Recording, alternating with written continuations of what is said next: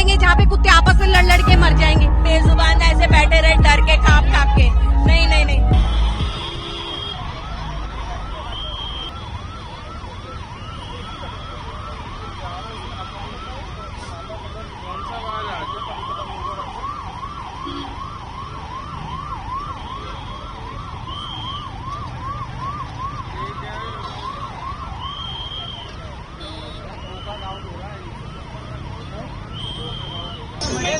Very clear. This is not a protest. We only gathered here to peacefully talk among each other. और हम यहाँ protest करने नहीं आए। ये लोग हमें बात नहीं करने दे रहे। ये लोग सबको उठा के जेल में डाल रहे हैं। हमारी गलती है। Yes. इसलिए because I do noble work. I do noble work of feeding animals. That's my mistake. That's my गलती।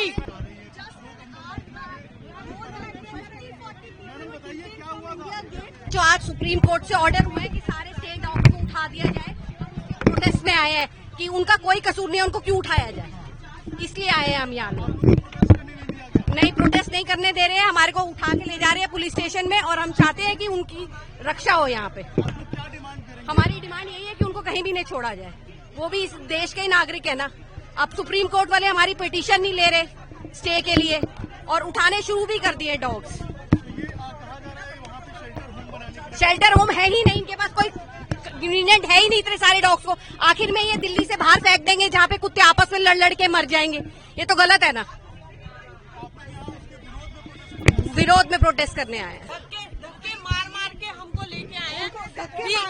We were just standing, doing nothing. Taliban बन रहा है, Taliban. We are in Taliban. We are in Taliban now. No democracy.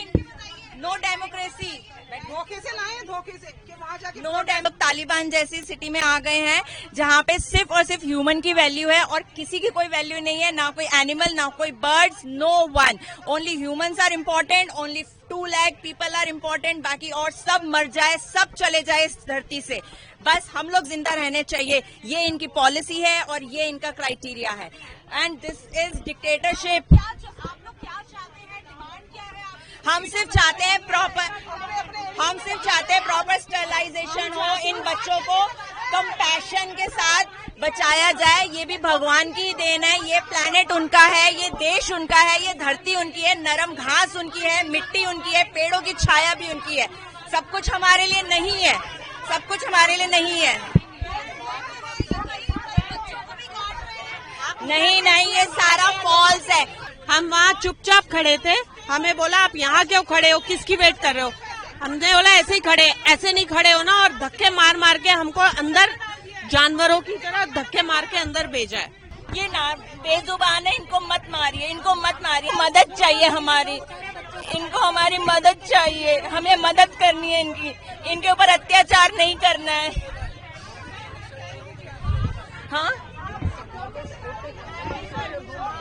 नहीं, shelter home पिंजरा है, shelter home पिंजरा है। आप एक भी शेल्टर होम में जाके देखिए, 2-2 दिन तक खाना नहीं मिलता है उनको, मारा जाता है, करंट दिया जाता है ताकि वो चुपचाप बेजुबान ऐसे बैठे रहे डर के कांप कांप के। नहीं नहीं नहीं, उनको भी ये धरती उनको मिली है, उनको पिंजरा नहीं मिला।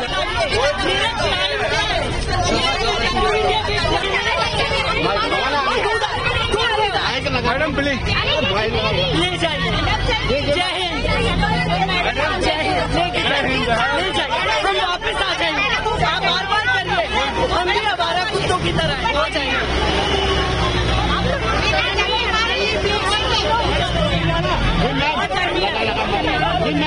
एनसीडी ने पैसे खाए, कुत्तों की तादाद बढ़ गई, रेबीज वैक्सीनेशन ब्लैक में बेचे, एनेस्थीसिया के बिना। वो इंटरव्यू लेने खड़ी हूँ ना।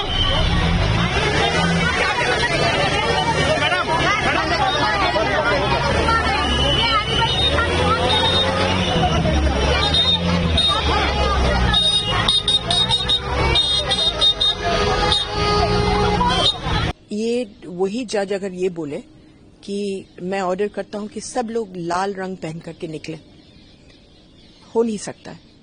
शेल्टर तो एक भी नहीं है पूरे दिल्ली में, तो कहां डालेंगे? 3 लाख कुत्ते, 3 लाख कुत्तों को कौन से शेल्टर में आप डालेंगे? पहले तो दिल्ली सरकार को ये लिखा है कि 2 महीने के अंदर अंदर उनको शेल्टर, उसका असल नाम है पाउंड में डालना पड़ेगा। अब उसके लिए पाउंड बनाने पड़ेंगे। तो 1 पाउंड अभी 3 लाख कुत्तों के लिए आपको 3000 पाउंड बनाने पड़ेंगे, और वो भी वहां बनाने पड़ेंगे जहां कोई रहता नहीं है, क्योंकि एक कॉलोनी के अंदर तो आप बना नहीं सकते हैं जिसमें आप 100 कुत्ते डालेंगे या 200 कुत्ते डालेंगे। तो एक पाउंड को बनाने में आपको लगेंगे 4-5 करोड़, क्योंकि दीवारें बहुत बड़ी होंगी, जगह भी आपको चाहिए कम से कम 1 एकड़। तो 3000 एकड़ आप ढूंढिए जहां लोग नहीं हैं और वहां बनाइए।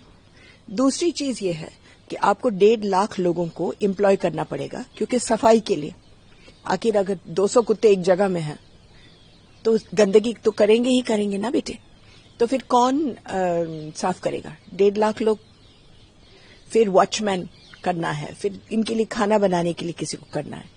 अगर आपने गलती से अगर बना भी लिए तो ये बताइए कि आप 5 करोड़ रुपए हफ्ते खर्चा करने के लिए तैयार हैं कुत्तों को खिलाने के लिए हर हफ्ते? क्योंकि अभी तो वो मुफ्त में खा रहे हैं, फीडर्स, सिविल सोसाइटी उनको खिला रही है। अब तो सरकार कह रही है कि नहीं, हम रखेंगे और हम खिलाएंगे। तो बताइए कहां से पैसे आएंगे? और अगर आएंगे भी तो लोग क्या नहीं बोलेंगे कि आप गरीबों के लिए कुछ कर नहीं सकते हैं, आप कुत्तों को खिला रहे हैं? तो एक तो ये नामुमकिन है। दूसरा, अगर मान लो कोई जादू से हो भी गया तो फिर क्या होगा?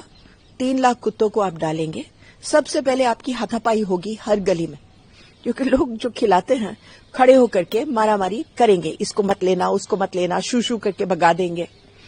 आपका एक दिन जाएगा एक कुत्ते उठाने में, तो आपने 500 वैन लगाने हैं इस काम में। चलिए, अगर आपने ये भी कर लिया और उनको ले गए, तो उसके बाद अगर जिस दिन सड़क साफ हुए 3 लाख कुत्ते के, तो 2 चीजें होंगी। एक तो बाहर से कुत्ते आएंगे, गाजियाबाद से, फरीदाबाद से कुत्ते और इंसान और चींटी और हाथी वहां जाते हैं जहां खाना है। दिल्ली में बहुत खाना है, सब लोग खिलाते हैं। तो हमारे 3 लाख कुत्ते को 48 घंटे लगेंगे भरने में। तो फिर आप नए 3 लाख कुत्तों के साथ क्या करोगे जो स्टेरलाइज नहीं है? दूसरी चीज, अगर कुत्ते नहीं आए, आज बंदर जो फैल रहे हैं दिल्ली में, वो नीचे पेड़ों से नहीं उतरते हैं कुत्तों के डर में। जिस दिन कुत्ते गए तो आपके बंदर यहां हर बगीचे में घूम रहे होंगे। ये हुआ था पेरिस में 1880 में, जब उन्होंने सारे कुत्ते बिल्लियों को मार डाला। 1 हफ्ते के अंदर अंदर कोई नहीं रह सकता था उस शहर में, क्योंकि सारे चूहे भर गए थे नालों में। तो उनको लाना पड़ा दूर से, फिर कुत्ते और बिल्ली।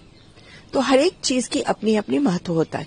केवल कहना कि सारे कुत्तों को डालो पाउंड में, ये तो कोई राजा जैसे बोलता है ना कि पानी के लहरों को रोक दो, ये वही वाला जजमेंट है। मगर मैं एक और चीज कहना चाहती हूं, और वो ये है कि ये 2 बेंच का जजमेंट था, जो 2 बेंच का ऑर्डर था, 2 जजेस बैठे थे। इससे पहले सुप्रीम कोर्ट में 2 बेंच का ऑर्डर था, जस्टिस माहेश्वरी का। तो क्या उनका चलेगा या इनका चलेगा? क्योंकि जस्टिस माहेश्वरी ने कहा सब कुछ बहुत ठीक है, थोड़ा सा इसको और अच्छा कर दो, बस। अब ये और ये तो बिल्कुल एक जैसे हुए। दोनों अलग अलग ऑर्डर्स आए हैं सुप्रीम कोर्ट से, तो कौन माना जाएगा? तो मैं ये कह रही हूं, डॉग बाइट्स पता नहीं बढ़ रहे हैं कि नहीं बढ़ रहे हैं, लेकिन हाँ, मीडिया उनके बारे में ज्यादा लिख रही है। और वो इसलिए है बेटा, डॉग्स तभी बाइट करते हैं जब आप उसको उठा करके जहां रहता है उसको उठा करके रिलोकेट करो। अब मेरी कॉलोनी से उठा करके आपकी कॉलोनी में डालेंगे तो जाहिर है कि वो अकेला महसूस अपने आप को होता है, उसको चोट लगी है, लोग उसको डंडों के बाहर, वहां के कुत्ते उसको मारने के लिए तैयार है, किसी न किसी को तो काटेगा। अब क्या हो गया है कि इस शहर के RWA रात को वैन्स बुला करके कुत्ते उठवाते हैं ऑन पेमेंट और इधर उधर फिकवाते हैं हर एक गली में। अब ज्यादातर जहां फिकवाते हैं वो गरीबों के यहाँ, तो गलियों में जब नए नए कुत्ते आते हैं तो इतने भरे हुए होते हैं वो गलियां पहले से ही कि वहां मारामारी हो जाती है और फिर कुत्ते काटते हैं। तो अगर रीलोकेशन बंद कर दो, ये सब काटना पीटना बंद हो जाएगा। अब मेयर बहुत बहादुर इंसान है, 6 हफ्ते में वो 3000 जगह ढूंढ करके उनको बना भी पाएंगे और कुत्तों को भी पकड़ करके डाल देंगे और उनके खाने का इंतजाम भी करेंगे। दिल्ली को इस जजमेंट पर 15,000 करोड़ रुपए देना पड़ेगा शुरू में ही। तो आप इतनी बहादुरी करना चाहते हो तो हमें दिखाइए 6 हफ्ते में क्या करता है। कहना बहुत आसान होता है पॉलिटिशियंस के लिए, ये ढूंढे। इसका उपाय ये है कि आप एबीसी सेंटर्स को ठीक से चलाएं, जो स्टेरिलाइजेशन करते हैं, रीलोकेशन बंद करवाएं, तो 2 साल के अंदर अंदर आपकी सारी मुसीबत खत्म हो जाएगी। अच्छा, उसके लिए हम लोग एमसीडी के साथ बैठे थे, बहुत सारी मीटिंग हुए हैं और फ्राइडे को ही तय हुआ था एक 14 पॉइंट प्रोग्राम चल जाएगा और उसमें 2 साल के अंदर अंदर सबको राहत मिलती। लेकिन अब ये जजमेंट आ गया। अब ये जजमेंट मुझे नहीं मालूम कि लीगल भी है कि नहीं, बस एक गुस्से में देने वाला, आप आओ बैठो रोब जमाओ, जजमेंट दे दो और कहो कि कोई नहीं बोलेगा, कोई मुझे सुनना नहीं है। अब ये जजमेंट किस चीज, सुओ मोटो जजमेंट, ठीक है, यानी कि इन्होंने अपने आप डाला केस, अपने आप सुनवाई करी और अपने आप जजमेंट दिया, कोई और तो था नहीं। लेकिन ये किस बात पर हुआ था ये भी आपको पता होना चाहिए। एक न्यूज़पेपर की क्लिपिंग थी जिसमें उन्होंने लिखा कि, मीडिया ने लिखा था कि एक लड़की को कुत्तों ने काट करके उसकी मौत हो गई। वो कटिंग हमारे जज साहब को मिल गए और उस पर उन्होंने सो मोटो केस लगा दिया। लेकिन वो वाली लड़की को हम लोगों ने इन्वेस्टिगेट किया तो पता चला ये लड़की बेचारी मर तो गई थी, लेकिन कोई कुत्ता अगल बगल में कुछ नहीं था, वो मेनिंजाइटिस से मरी। और उनके माँ बाप भी यही बोल रहे हैं कि ये अखबारों में गलत निकला है। तो अब क्या बोल सकते हैं कि आपका जो पूरा गुस्से से ये बोलना, गलत आधार पर आप बोल रहे हैं, तो क्या कर सकते हैं। सुप्रीम कोर्ट में एक काउबॉय जजमेंट को प्रोनाउंस होते हुए सुना, जहां पे जज ने एक वेस्टर्न मूवी है गुड बैड एंड अगली, पुराने ज़माने की अंग्रेज़ी पिक्चर, उसका हवाला देते हुए कहा कि जब शूट करना हो तो बात नहीं करनी चाहिए, शूट कर देना चाहिए।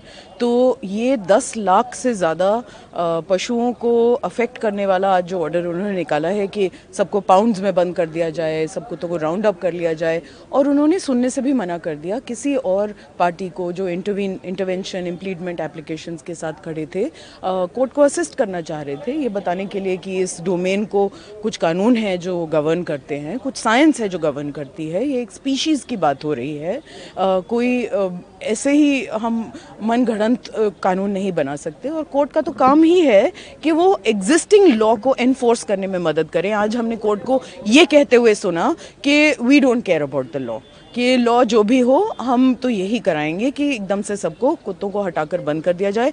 यहाँ तक कि खुद के अपॉइंट किए हुए अमाइकस ने जब कहा कि ऐसे कुत्ते पकड़ने वालों को ट्रेनिंग की आवश्यकता होगी, तो उन्होंने कहा कि इस सब की कोई आवश्यकता नहीं है, सीधे बस कुत्तों को राउंड अप करके बंद किया जाए। मस्खरी और मजाक का मूड के साथ जो बेंच ने 10 लाख जीवों के भविष्य का इस तरह से ऑर्डर दिया है, ये एक बहुत ही दुखदायी बात है कि सुप्रीम कोर्ट जिनका काम है जस्टिस डिलीवर करना, वो यहाँ तक कि कोडिफाइड लॉ को ओवररूल कर रहे हैं बिना दूसरी साइड को सुने भी। It is completely in the teeth of law. ये जो ऑर्डर उन्होंने दिया है, ये इसको चैलेंज किया जाएगा, ये यहाँ पे बात नहीं रुकने वाली है। फिलहाल जितने भी शेल्टर्स हैं इस देश में, वो सब एनिमल वेलफेयर ऑर्गेनाइजेशंस चलाती हैं। गवर्नमेंट कुत्तों के लिए कोई भी शेल्टर नहीं चलाती है। एक भी कुत्ते को परमानेंटली हाउस करने के लिए किसी भी सरकार के पास या लोकल अथॉरिटी के पास कोई भी जगह नहीं है, और ना ही ऐसे संसाधन है, ना ही ऐसा ह्यूमन रिसोर्स है जो उनको पकड़े, उनका ख्याल रखे और ये वो। तो ये सब फ्रॉम स्क्रैच बनाने के आदेश आज सुप्रीम कोर्ट के द्वारा दिए गए हैं, जो न सिर्फ इम्प्रैक्टिकल है but clearly animal birth control rules 2023 के अगेंस्ट है, साइंस के अगेंस्ट है। अगर ये कॉन्सिक्वेंसेस जो होंगे ऐसे कुत्तों को एकदम से हटा देने के, ये भी कोर्ट ने आज विचार नहीं किया क्योंकि उन्होंने किसी और पार्टी को सुनने से ही मना कर दिया। ऐसा लग रहा था कि कोर्ट बिल्कुल मन बना के आया है। एक खबर रिपोर्ट हुई थी जिसमें एक बच्ची की अनफॉर्चुनेट डेथ हो गई थी और उसको कुत्तों के ऊपर ब्लेम करते हुए, जो कि उसकी डेथ का कारण नहीं निकला फाइनली पोस्टमार्टम में, मगर उसको ब्लेम करते हुए सुओ मोटो खुद से एक केस को उठाते हुए, खुद से उसके लिए कानून को दरकिनार करते हुए एक काउबॉय ऑर्डर आज सुप्रीम कोर्ट के द्वारा दिया गया है। ये टेनेबल इन लॉ है नहीं।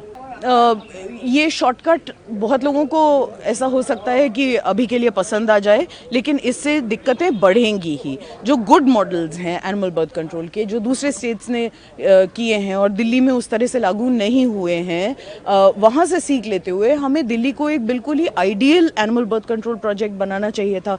कितने ही शहर हैं, जैसे लखनऊ है, देहरादून है, कई शहर हैं जहाँ पे एक एक एनिमल बर्थ कंट्रोल सेंटर ने बहुत ही बेहतरीन काम करते हुए डॉग बाइट्स को भी घटाया है, डॉग पपीज़ की साइटिंग को भी घटाया है, डॉग पॉपुलेशन को भी कम किया है। लेकिन दिल्ली में 20 सेंटर होते हुए भी सब एक से बढ़ के एक करप्शन के नेक्सस में है एमसीडी के ऑफिशियल्स के साथ, और यहाँ पे काम हो ही नहीं रहा। इसी बात पर एक कंटेम्प्ट मैटर भी दिल्ली हाई कोर्ट में चल रहा है कि एनिमल बर्थ कंट्रोल को दिल्ली में सही ढंग से नहीं किया जा रहा। यही सब बातें सुप्रीम कोर्ट के आगे रखने के लिए और क्या क्या गैप्स हैं इम्प्लीमेंटेशन में, ये बताने के लिए ही हमने इंटरवेंशन एप्लीकेशन लगाया था, जिसको आज सुप्रीम कोर्ट के द्वारा रिजेक्ट कर दिया गया।